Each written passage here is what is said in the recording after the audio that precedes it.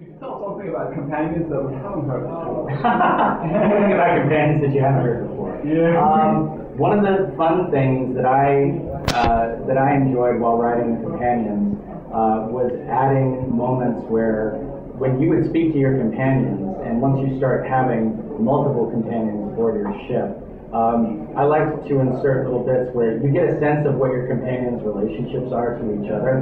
And so that's a lot of fun. So, you know, if you're the smuggler, one of your companions is going to complain to you about the fact that one of your other companions sheds a lot, and they're always having to clean it up. So things like that. That's the stuff that I like to put in there. I like to create that sense that your crew has a dynamic, that they have relationships that are going on behind your back.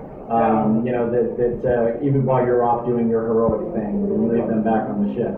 Yeah, they're still interacting with each other. Okay, that's cool. What is your favorite companion? Who's my favorite companion? Oh, this is so hard. That's a huge question. Yeah, that's a terrible question. Oh, how do I decide? I can go with mine if you want. All right, you start. Ken Val. Ken Val. Yeah, Ken Val is a great. He's like the perfect Sith follower, because obviously he's an ancient being. He's been trapped for a long time, and as a sorcerer, you know, when I played my sorcerer, I went straight down the dark side path. And so to have a guy there who basically applauds every time you do something terrible, fantastic. But he's always threatening to eat you, right?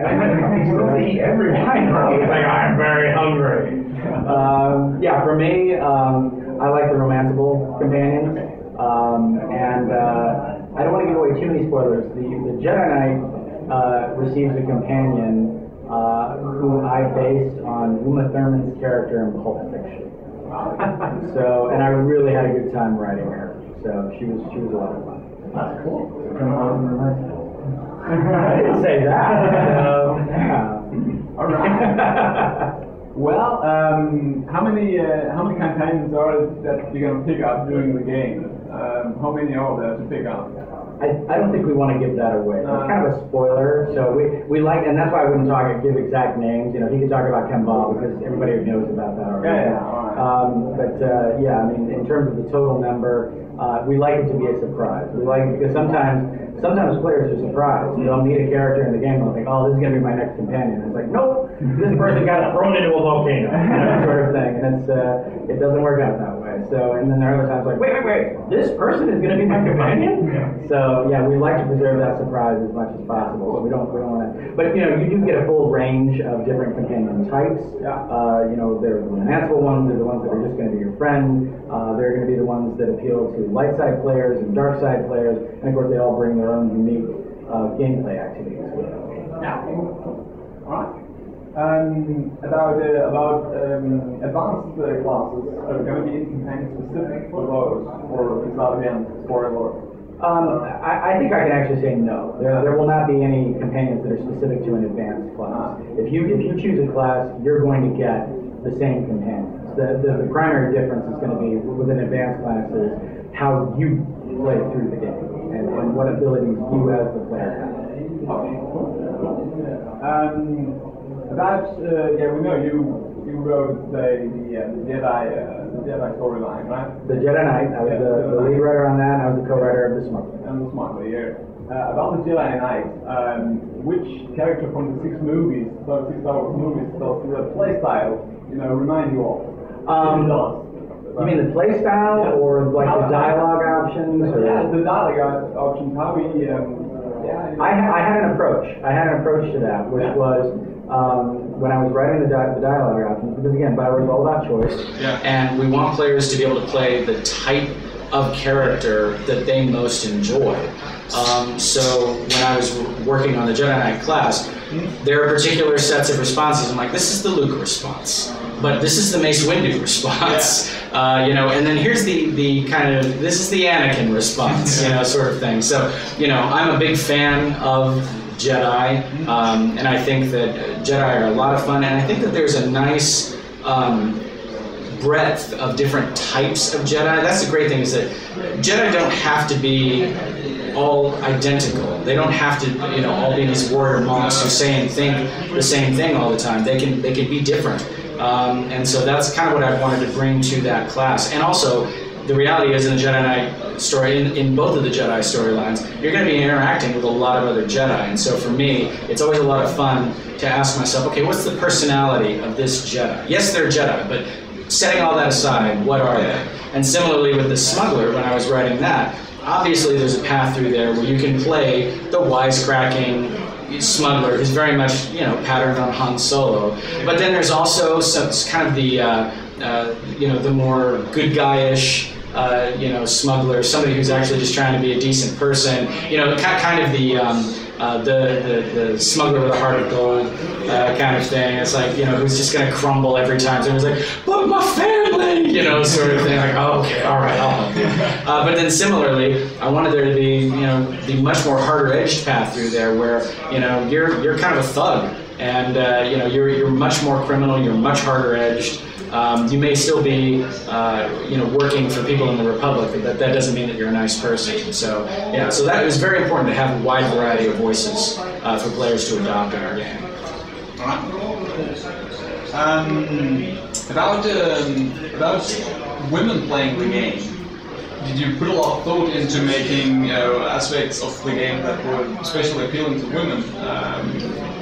You know, like, a lot of MMOs are mainly guys who play them, and in our guild, for example, we only have 2 females. But did you do some kind of special effort to? One of the realities of Bioware games is that Bioware games have a lot of female fans, and we know this, and we do tailor our content. We want to make sure that your choice of gender in the game is reflected by the content that you receive. So, you know, yes, you know, if you're playing a female smuggler in the game, you're going to have different content than if you were playing a male smuggler. And similarly with the Jedi classes and all the classes, really. So yeah, so it's important to us to make sure that whatever you want to play, whatever experience you have in the game, that we're finding a way to provide that for you.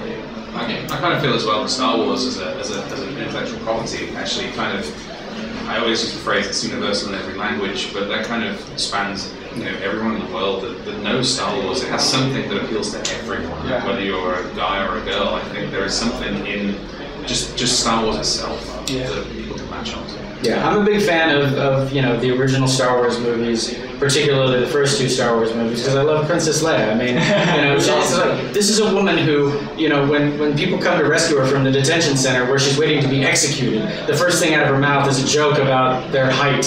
You know, and she just sits there and gives Luke and Han a terrible time all throughout the Death Star, and it's hilarious. She's a great character as a result. She's incredibly memorable. She's strong, she's witty, she's fun. You know, that's the kind of thing that I like. I like that kind of woman, and that's, you know, that's the kind of female characters and female content that I like to have, you know, in the game. Yeah. All right. Cool. The last one specific for you. There have been a lot of whispering on our forums and I guess on others as well that flashpoints are at the moment a little too easy at the beginning at least. Is that something you've heard before? Do you mean combat-wise? Yeah, combat-wise. You simply just rush through them and it's no big, you know, it's pretty easy. So that's, you know, that isn't something that I can address in detail because I'm not a systems designer or a combat designer. No. You know, but the reality is we're always working on that content. We're always optimizing it. You know, the early builds that people have played, it's a beta. So you have to keep that in mind. We're play testing. That's part of the reason we have the beta. We want people to play test it. Let's find out how quickly people can play through it. Let's find out what the difficulty is. I can assure you the difficulty has been ramped up considerably. So yes, we're paying attention. Garrett Zoller is one of our lead combat designers, and he's fantastic. And he's really good at what he does. And he's constantly looking for ways to make your lives miserable. That sounds like fun. Okay, cool. All right. Well, then for you, Chris, about the early access program, do we have any time frame on? Nothing new. I mean, we announced yesterday, obviously, that the dates have now been synced up. Yeah. Which is great. But we will be releasing more information the actual early access program in the future. Yeah, okay. No info on, like, if you pre-order the collectors or standard edition, any difference on how early you're gonna get in, or is it just how quickly you access, or you activate the code? Again, you'll get more I details. think you prioritize quality over anything else at BioWare in Star Wars. What are your thoughts on the current release date, the release date we have now? Was this somewhere about what you internally aim for? You talked a lot about the internal date for a long time. Is it the same as the one we have now in public? Interesting question. I mean, it's something that it was definitely a floating target, but I think there's always a floating target when it comes to video game development. Yeah. And even just software development in general, there are things that come along that you just don't see coming. So it's always difficult to kind of pinpoint a date in the future. I think people draw a line in the sand and try and run towards it, and something comes up. Like you said, BioWare quality is the key. Yeah, exactly. And so for us, it's always been a process of, is it meeting our standards? Is it doing what we want it to do? Are we happy with it? We really start to hone in on that date. One last. Our goal was always to release the game when we knew it was going to be a great experience for our players, and that's why it seemed like all of a sudden the game was ready to go, sort of thing. It was we wanted to announce the release date, and we're like, yes, this is the time, let's do it. So all right. Well, the last one, the fun question for you specifically, is obvious on Twitter that you and SWTORDK, you know each other quite well, I think. Is there any news on his launch beard? On his launch beard. Oh, his launch beard. I saw Steve earlier this week. Officially. I don't know if he's announced it officially. I saw him on Monday. Yeah, it's bushy. It's bushy. Oh, that's interesting. Yeah. Because he was over in he was over in Ireland when we moved to the new studio. And we were discussing it. So I've already started on mine. I'd actually shaved. I've had a beard for a while and actually shaved solely so I could grow a launch beard. Yeah. Which was unusual. I hadn't seen my face for a couple of years. So I got to experience that for a little while. A lot of my friends were confused, but his wife was actually against him growing a launch beard. So the fact that he's announced that he's growing one, or that he is. Well, I saw it. I'm just saying it's pushed. Good. We're looking forward to see it. So now there's a new competition between us.